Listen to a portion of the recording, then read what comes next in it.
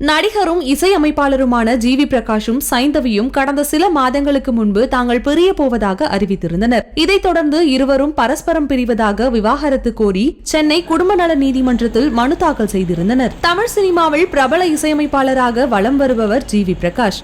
ஜிவியும் பாடகியான சைந்தவியும் 2013ஆம் ஆண்டில் திருமணம் செய்து கொண்டனர். இவர்களுக்கு அன்வி என்ற மகள் உள்ளார். இவர்களின் 12 வருட திருமண வாழ்விற்கு பிறகு இருவரும் ஒருவரை ஒருவர் பிரிந்து வாழப்போவதாக சமூக வலைதளங்களில் அறிவித்திருந்தனர். இவர்கள் பிரிவை அறிவித்த சில தினங்களிலேயே இசை கச்சேரி ஒன்றில் பங்கேற்று இருவரும் சேர்ந்து பாடலும் பாடியிருந்தனர். இதற்கு பின்பு இருவரும் சேர்ந்து வாழ்வார்கள் என்று ரசிகர்கள் மத்தியில் எதிர்பார்க்கப்பட்டது.